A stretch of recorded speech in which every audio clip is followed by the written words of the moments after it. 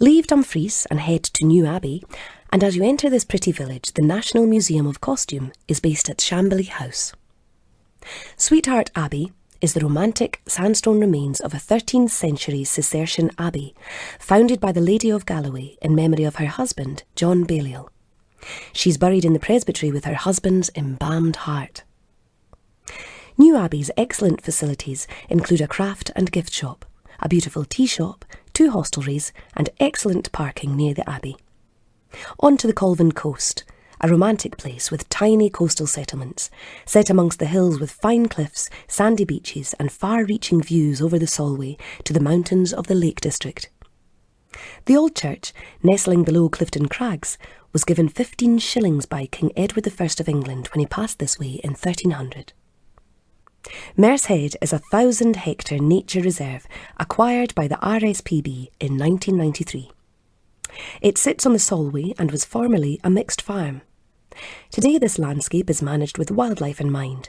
It contains many mixed habitats, intertidal sand dunes, merse, which means salt marsh, wet grassland, cover copse and dry grassland. This is the only place in the country to find the money spider and solitary wasp, as well as being home to natterjack toads, otters, badgers and roe deer. But it's the birds that are the main attraction here.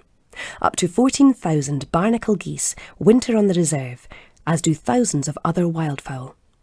There are numerous lapwings, snipe, curlew and waders alongside the smaller farmland birds such as skylarks, finches, buntings, warblers and sparrows.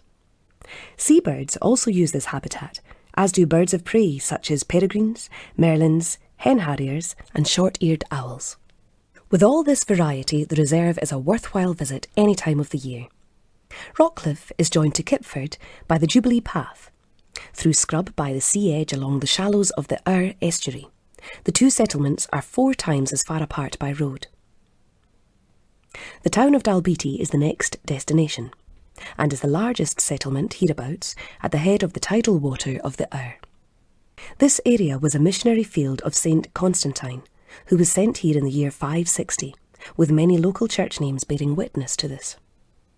It was once an important harbour and exporter of granite, used to build the Liverpool docks, Thames Embankment and the Grand Harbour of Valletta in Malta. The quarry today only produces granite chips, however the buildings of the town are granite and as such is more akin to Aberdeenshire than Kirkcudbrightshire. A bobbing mill survived here for many years, supplying the Lanarkshire textile mills. Continue along the coast to Auchencairn, where nearby Balcarry Mews enjoys an outstanding location overlooking the sandy shallow bay of Balcarry and Heston Island, with the Galloway Hills and coastline as a final backcloth. Balcarry is whitewashed, as is the nearby attractive village of Auchencairn, the Field of the Cairn in Gaelic. A very quiet and peaceful place, well off the beaten track. However, it was near here at Ringcroft of Stocking, a famous poltergeist haunting of the 1690s was witnessed. This was reported in great detail at the time by a panel of ministers. The surrounding hills are certainly cloaked in ancient history, with a number of Dark Age courtyard forts being identified.